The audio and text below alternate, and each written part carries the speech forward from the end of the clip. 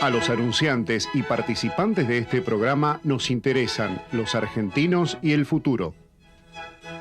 Argentina Sociedad Anónima.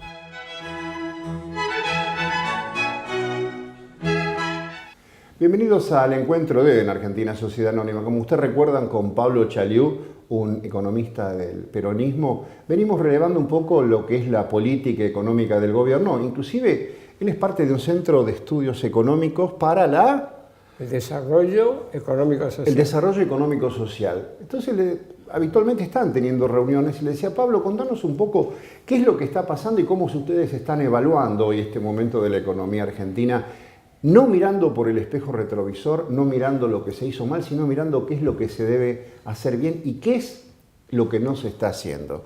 Así que bueno, un poco esto que, como vos me decías, 15 economistas no es poco, es una masa crítica interesante para cruzar ideas. Sí. Digamos, convivimos en ese centro gente de diferentes ideologías y cuando nos expresamos con un fundamento científico. Porque si no, bueno, el economista peronista le va a pegar a Macri porque nos metemos en una cuestión que no tiene nada que ver con el análisis. Si ustedes no son Ricardo Foster. No. No somos Ricardo Foster ni nada, somos muy respetuosos de nuestra profesión, somos economistas, pero al mismo tiempo de ser economistas tenemos un contenido valorativo. No somos, ángeles que caímos del cielo, porque no existe eso. Sí, además, muchos de quienes están hoy en la actividad pública como economistas son colegas de ustedes de siempre. Sí, somos economistas. Por eso, somos economistas, pero entendemos de que la parte normativa o valorativa tiene una importancia también. O sea, no se puede vivir o mirar las cosas sin ninguna clase de valoración. Al mismo tiempo que vos mirás, haces un análisis objetivo, al mismo tiempo haces una valoración de lo que estás viendo. Porque tenés objetivos, pero los objetivos que uno tiene son objetivos generales, generalmente aceptados por todos. ¿Qué estamos nosotros? Bueno, que la gente viva mejor, que pueda tener empleo, que tenga buenos ingresos. Me parece que eso son objetivos. Y lo que está haciendo el gobierno, ¿cómo va en función de lo que ustedes piensan? Yo creo que el gobierno, es mi opinión personal, digamos, tiene buenas intenciones. Realmente lo que quieren es cambiar un estado de cosas que para ellos estaba mal. Ahora, el problema si no es ya en las intenciones, sino si lo que están haciendo está en el camino correcto o no está en el camino correcto. Y ahí empiezan las dudas. Hace poco leí, y parece que nadie desmintió, que Durán Barba aconsejó que todas las medidas impopulares se tomen al principio y después se tomen las populares. Den todas las noticias negativas al principio y después vayan dando las positivas. Ahora, lamentablemente, esto puede funcionar para ciertos sectores de la opinión pública, pero la economía no funciona así. Si vos atragantás a la economía con noticias malas o negativas, digamos, aquellos que tienen que tomar decisiones económicas terminan atragantados y no tomando las decisiones correctas que se requieren. Digamos que hacía falta un laxante, pero no en una dosis tan grande, o tanto. Vos sabés que es un problema de diseño de la operación. Bueno, vos fíjate, de nuevo, creo que alguna vez lo hablamos. Se discute si este es un plan gradualista, algunos dicen que sí, o es un plan de shock. Pero cuando vos te pones a analizar objetivamente la situación, vos vas a ver que en realidad es un plan de shock sucesivo. Porque devaluar la moneda levantando el cepo un 50% no es gradual. Llevar la tasa de interés al 38% no es gradual. Aumentar las tarifas en 400, 500, 1000% no es gradual. Ahora, no lo hicieron todo junto. Lo van haciendo por etapas. ¿No? Ahora, es como tener a un boxeador groggy. Vos le vas pegando, el tipo está groggy. Bueno, noquealo una vez o permitirle que se recupere. Entonces, ¿qué le pasa a la economía? No se recupera. Vos la última vez que nos encontramos dijiste el gobierno toma medidas, no, pero no dentro de un plan. ¿Seguís considerando lo mismo? Sí, es así. No tienen un plan global. Si tuvieran un plan global, lo único que suena como plan global es esta manifestación de Durán Barba. Sí, digan todo primero lo que es malo y que la gente es negativo y después pongan las positivas. Parece que eso fuera un plan. Pero te vuelvo a repetir, así no funciona la economía. La economía funciona no según lo que dice Durán Barba, sino las expectativas de los empresarios, de los consumidores. Le critican a este gobierno y lo dicen así, que le falta músculo político, que tiene incapacidad política. ¿Vos considerás que de alguna manera a este manejo que están haciendo de la economía le falta un entramado político? A mí me parece que hay errores de diseño económico. Primero, el ajuste había que hacerlo, no cabe ninguna duda, porque todo el último periodo del gobierno precedente, Cristina Kirchner y todo lo demás, digamos, se basó en reprimir ciertas variables. Reprimió el tipo de cambio, lo retrasó violentamente.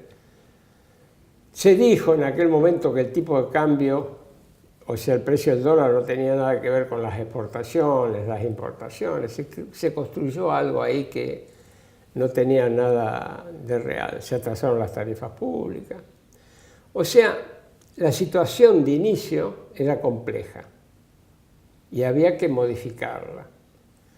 Ahora, lo que había que modificar era cierto valor de algunas variables que se habían retrasado, ¿no? Había que modificar la esencia de la política económica que se había instrumentado desde el 2003. Porque ¿cuál era esa esencia? La esencia era: protejamos a la población de menos recursos, protejamos la industria nacional, hagámosla que progrese. Todos los objetivos principales de esa política deberían quedar. Había que hacer un ajuste variable, pero en el ajuste variable me parece que perdimos de vista los objetivos. Ahora, digamos, una vez se aferra a algunas figuras emblemáticas, ¿no? Rogelio Frigerio, el desarrollismo, hoy Rogelio Frigerio Nieto, dentro de un área muy particular que es el área política y de infraestructura. Y uno piensa que a lo mejor allí hay una matriz desarrollista y por eso el tema de estos planes de infraestructura. ¿Considerás que esto puede ser un poco la salida de este gobierno por el lado económico? A ver, lo que uno puede decir es que parece ser que la conducción de la economía está en tres cabezas, tricéfala, no bicéfala, tricéfala. Vos tenés por un lado al presidente del Banco Central, Sturzenegger, tenés por un lado al ministro de Economía y tenés por un lado a Frigerio. Parece que tuvieran esas tres cabezas, a veces se chocan entre ellas, ¿no? Y a veces dan alguna medida en una dirección y después dan otra medida en otra dirección. Me parece que eso hay que zanjarlo. Acá en el fondo hay una discusión que todavía es más importante, si se quiere. El Banco Central tiene que ser independiente hasta el punto de ser una república dentro de una república. O el Banco Central tiene que estar unido a la política económica, sin descuidar los objetivos de la Carta Orgánica del Banco Central, para ayudar a esa política económica que se desarrolle. Digamos que el Banco Central debería ser como la Fed en los Estados Unidos, quien marque la línea acompañando una política económica. Pero la Fed en Estados Unidos, vos fíjate qué importantísima diferencia. La Fed, que sería como el Banco Central de los Estados Unidos, se maneja con dos objetivos al mismo tiempo, tiene dos ojos. Con un ojo ve la inflación y con el otro ojo ve la actividad económica, pero tiene dos ojos. Dos. Acá hay muchos que dicen que el Banco Central de la República Argentina tiene que tener un solo ojo y mirar la inflación, nada más. Si tenés un solo ojo no tenés profundidad de campo, no tenés perspectiva. Profundidad de campo. Yo creo que aceptaría mucho más el criterio de la Fed que el criterio de algunos que quieren decir que el Banco Central de la República Argentina lo único que le interesa es la tasa de inflación. Porque si no tiene en cuenta la actividad económica, finalmente no va a ganar la lucha contra la inflación. Ese es el punto crucial. Hacemos la pausa, vamos a quienes cada semana auspician nuestra línea editorial y seguimos esta charla con Pablo Chaliú, un hombre que ha estado en la función pública, por lo tanto sabe lo que es la economía vista desde un gobierno.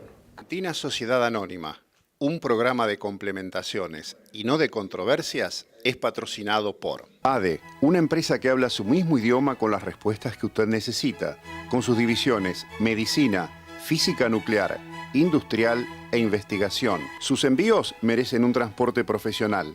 Transportes Servemar, la seguridad de llegar. Sensortec, la sinergia del compromiso con los programas que el Estado Nacional ha puesto en vigencia en la Argentina, proveedor de industrias y de sectores estratégicos. Conuar FAE, una empresa argentina que exporta tecnología a los mercados más exigentes. Asociación Argentina de Carreteras, 63 años por más y mejores caminos. ENSI, empresa neuquina de servicios de ingeniería, una empresa argentina produciendo agua pesada de la más alta calidad internacional. La Fundación CONAMED tiene el fin de promover el buen uso de los medicamentos y otras tecnologías médicas de uso y aplicación en medicina humana. Copsol, empresa de ingeniería proveedora de la industria automotriz, aeronáutica y nuclear. 30 años de experiencia contribuyendo al desarrollo nacional. Somos Nuclearis. Seguimos creciendo gracias al aporte y compromiso de nuestro equipo de jóvenes profesionales ligados fuertemente al ambiente científico, tecnológico y académico. Keep calm and build nuclear reactors. Micro, hacia una industria 4.0. Micro, en el corazón de la tecnología. Argentina Sociedad Anónima. Pablo, los últimos días el tema era la discusión sobre la doble indemnización y a veces uno lo que se pone a pensar es si no tendríamos que tomar el escenario de producción. O sea, estamos pensando que nos va a ir mal en lugar de pensar que podemos hacer las cosas para que nos vaya bien. Pues sabes que de este tema se pueden sacar desde mi modesto punto de vista varias enseñanzas. Primero, vos fíjate que en principio parecería que hubiera un enfrentamiento entre las posiciones, de hecho la hay, entre las posiciones de los representantes de los trabajadores y de los representantes empresarios. Pareciera que hubiera un enfrentamiento. No es bueno para la paz social que dos sectores tan importantes de trabajadores y empresarios estén enfrentados. Y de hecho se ve en el Parlamento con los diferentes proyectos y todo lo demás. Pero lo que hay que entender, que no hay acá una causa intrínseca que permita el enfrentamiento entre estos dos sectores tan importantes. Hay otra causa que los causa, que es la política económica. Es la política económica la que está sembrando esa contradicción. Primera enseñanza. Cuando la política económica está mal diseñada, entonces aparecen los enfrentamientos entre sectores. Pero hay que estar muy atento, y el gobierno tiene que estar muy atento para no permitir que eso progrese. Pues si no, vamos a tener un problema social, va a haber un enfrentamiento y la causa va a seguir vigente. Uno lo que nota es en todos los sectores de la política, tanto el que está en la administración como en la oposición, que son tacticistas y no son estrategas. Muy bien, son tacticistas porque miran los problemas en la superficie y no ven el problema en la profundidad. El problema de profundidad que está explicando por qué todo este, digamos, lío de la doble indemnización son los desajustes de política económica. Ese es un punto. El segundo punto es el siguiente. ¿Por qué no hubo entre los sectores de empresario y trabajador una confluencia entre ellos para ofrecer una solución que sea de los dos sectores al Parlamento? ¿Por qué no lo hubo? Porque tendría que haber existido. Porque el problema es común. ¿Es tarde para eso? Nunca es tarde para hacer las cosas de esta naturaleza. Decirle a los políticos, miren, ya que ustedes no se ponen de acuerdo sobre lo que a nosotros nos importa, nosotros nos vamos a poner de acuerdo para que ustedes sepan de qué se trata. Lo notable es que no haya surgido de las propias organizaciones obreras y empresarias ese acuerdo. Hubiera sido muy importante, acá ya no miramos al gobierno, pero hubiera sido muy importante que desde las organizaciones empresarias y desde las organizaciones obreras se pusieran de acuerdo. Entonces, llevaran una posición unificada, hubiera sido muy importante. Claro, porque ahora así como se va a reunir el Consejo del Salario, podría reunirse el Consejo de la Producción o de la Productividad. Sí, pongamos eso, no hace falta institucionalizarlo, claro, ponerle un título, sabemos que entre empresarios y trabajadores, representantes, hay una relación fluida, siempre lo hubo, pero esta vez no funcionó. Ahora, si no funciona desde las organizaciones, el gobierno lo tendría que haber hecho funcionar. Entonces, no puede citar al Consejo del Salario para hablar de este tema, pero sí podría haber establecido algún tipo de organización hasta informal entre empresarios y trabajadores para que se pongan de acuerdo y digan, bueno, ¿cuál es la solución a este? Volvemos al tema, que le falta ejercicio político. Sí, puede ser. Es posible, sí. Lo podemos ver desde ese punto de vista. De todas maneras, como decíamos antes, uno quiere que al gobierno le vaya bien porque el gobierno, en definitiva, es como el piloto de un navío en el que uno está. Si le va mal... Tiene que irle bien al gobierno. Pero por eso está que muchos tratamos de decir las cosas tal como las vemos. Podemos estar equivocados, pero no con el ánimo, no hay elecciones a la vista, ni nada por el estilo. Ese es un problema del año que viene. Aunque unos ya están pensando en eso y no es bueno para el país. Habría que estar pensando en otras cosas. Pero tiene que irle bien al gobierno. No hay ninguna otra posibilidad que no le vaya bien. Ahora, el gobierno tiene que hacer su propio esfuerzo. Yo creo que esperar que llueva el maná del cielo en forma de inversión. La promesa de las inversiones que vendrán, ¿no? Y el segundo semestre como si fuera el mar muerto que se abre y hacia la tierra prometida vamos, ¿no? Claro. O lo que me hace acordar también, en los principios del gobierno de Carlos Menem se esperaba un préstamo importantísimo de los empresarios, que nunca llegó. Sí, en la época de Kirchner, aquellos famosos 60.000 millones que si llegaban, él dijo, descuelgan el cuadro de San Martín y ponen el mío. Claro, los 60.000 millones aquello no era tanto, y era una situación muchísimo más complicada la del 89. Pero también se esperaba eso. Uno puede llamarlo el maná del cielo, no cae el maná del cielo. Aunque tengamos la buena voluntad del Señor, acá hay que trabajar. Solo nosotros nos podemos llegar a salvar. ¿Y dónde están esas medidas que se deberían poner en práctica y que hoy están ausentes o presentes como intención, pero no como concreción? A ver, yo creo que lo que está predominando hoy es el enfoque del Banco Central de atacar monetariamente la inflación. Ese enfoque unicista del Banco Central yo creo que no es suficiente para la tamaña complejidad que tenemos los argentinos. Entonces me parece que habría que hacer un gran esfuerzo de coordinación entre el Ministerio de Economía, el presidente del Banco Central, secretario de la Producción, etcétera, etcétera. Claro, sí. Bueno, vamos a darle a esto una respuesta global, no una respuesta por sectores, una respuesta global que tenga en cuenta todos los factores que están incidiendo. Porque si no, ¿cuál es el problema que pasa?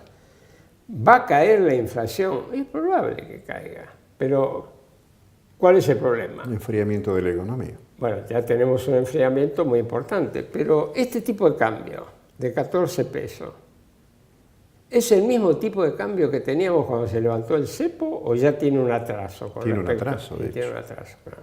Que dicen que una de las estrategias del gobierno es atrasar el tipo de cambio para poder pagar los préstamos internacionales que nuevamente estamos tomando. Pero si vamos a ese andarivel, estamos volviendo de nuevo a aquello que criticamos y que dijimos que no podía seguir. Tal cual. Entonces ahí tienen que venir los cambios.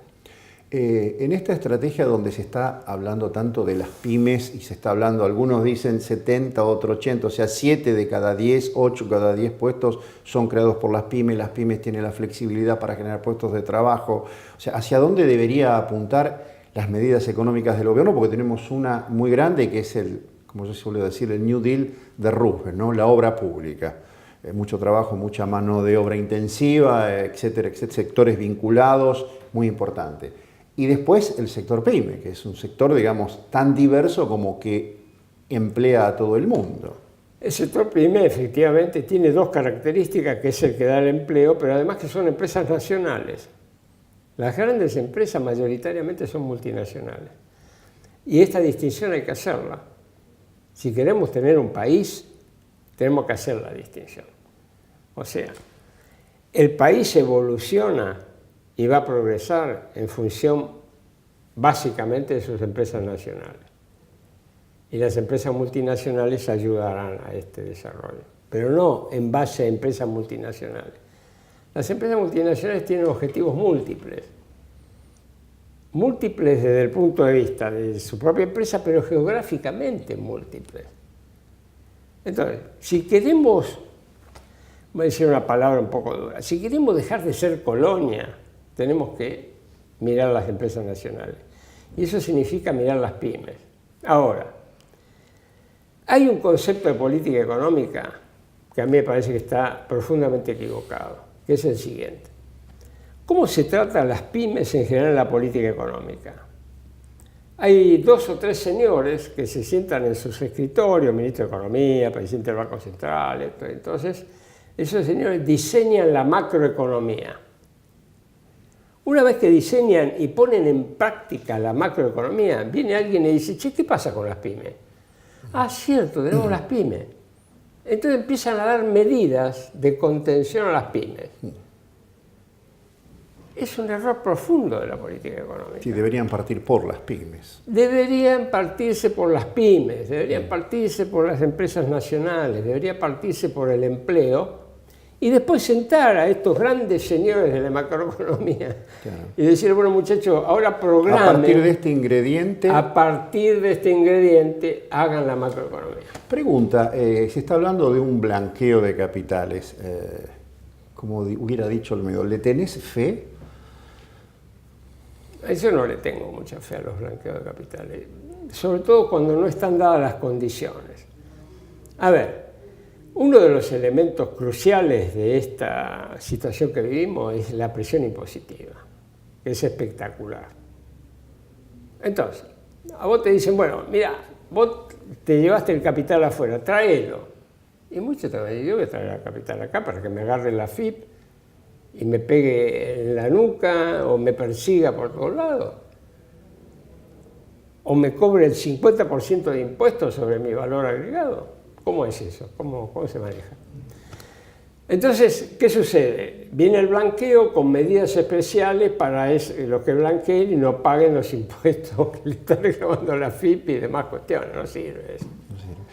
Uno de los temas de lo que se está hablando mucho, y ahí fue donde puso el acento Macri en el primer lanzamiento de la gran obra pública, el Plan Belgrano, es el desarrollo de las economías regionales, y parece algo que lo venimos hablando desde la época de la colonia, aprovechando que estamos en la Semana de Mayo, ¿no? Sí. Yo creo que, digamos, la eliminación de las retenciones y la eliminación del cepo tuvo un primer efecto benéfico para las economías regionales. Creo que hay que mantenerlo. Ahora, el problema financiero, con tasas de interés que están arriba del 50%, no ayudan a nadie, no le ayudan ni a la industria ni a la economía regional. Por supuesto que las producciones de cereales y de aquellos commodities muy exportables. Sí, economía primaria. La economía primaria, claro. Y después tenemos un temita que es nuestro socio Brasil y esa gran crisis que está viviendo y que nos arrastra también como si no tuviéramos suficiente con lo nuestro, ¿no? Bueno, la situación internacional no es fácil. No es fácil y habrá que ver. Pero, de nuevo, yo le adjudico mucho más al tema de la necesidad de una coherencia de la política económica, macroeconómica y estructural interna que a los factores externos. Si vos estás haciendo una política macroeconómica global, donde tenés en cuenta los objetivos y estás atacando todas las causas, estás mucho más preparado para las crisis internacionales. Si no tenés el primer condimento, las crisis internacionales te van a afectar mucho más. Y otro tema central que es el tema de la energía y bueno, los altos costos que hoy tiene y el déficit que nosotros tenemos, ¿no? También es una piedra angular de los problemas a resolver. Y sí, claro. Es uno de los temas que estamos hablando de la necesidad de coordinación de las políticas. Semejantes tarifas pueden ayudar a reconstruir el ingreso de algunas empresas, pero lo estábamos discutiendo hace un rato atrás, en otra reunión. Dice, bueno, bárbaro, vamos a darle energía a determinadas provincias o sectores de medianos y bajos recursos. ¿Y quién va a pagar la tarifa esta? O sea que también hay un problema de coordinación. El huevo y la gallina, ¿no? Sí. Pablo, sobre el cierre, lo mencionamos tangencialmente, hay algunos economistas que dicen que no esperemos nada en el segundo semestre, y hay otros que dicen, veamos qué es lo que va a pasar en el segundo semestre. ¿Vos dentro de cuál de los dos rubros te anotás? A ver, siempre hay que ver lo que va a pasar, porque ahora hay otros que dicen que no va a pasar nada. Yo no creo que haya modificaciones sustanciales a esta situación, que de por sí no es buena. Pablo, gracias. Gracias a ustedes por haber acompañado este análisis de hoy en Argentina Sociedad Anónima desde un costado que es el que nos está doliendo hoy a los argentinos, entre otros, que es la economía. Nos vemos en próximos encuentros. Pablo Chelú, gracias, muy amable. Gracias a vos. Nos reencontramos, gracias. Argentina Sociedad Anónima, un programa de complementaciones y no de controversias, es patrocinado por ADE, una empresa que habla su mismo idioma con las respuestas que usted necesita, con sus divisiones medicina, física nuclear, industrial e investigación. Sus envíos merecen un transporte profesional. Transportes Servemar, la seguridad de llegar. Sensortec, la sinergia del compromiso con los programas que el Estado Nacional ha puesto en vigencia en la Argentina, proveedor de industrias y de sectores estratégicos. Conuar FAE, una empresa argentina que exporta tecnología a los mercados más exigentes. Asociación Argentina de Carreteras, 63 años por más y mejores caminos. ENSI, empresa neuquina de servicios de ingeniería, una empresa argentina produciendo agua pesada de la más alta calidad internacional. La Fundación CONAMED tiene el fin de promover el buen uso de los medicamentos y otras tecnologías médicas de uso y aplicación en medicina humana. Copsol, empresa de ingeniería proveedora de la industria automotriz, aeronáutica y nuclear. 30 años de experiencia contribuyendo al desarrollo nacional. Somos Nuclearis. Seguimos creciendo gracias al aporte y compromiso de nuestro equipo de jóvenes profesionales ligados fuertemente al ambiente científico, tecnológico y académico. Keep calm and build nuclear reactors. Micro, hacia una industria 4.0. Micro, en el corazón de la tecnología. Argentina Sociedad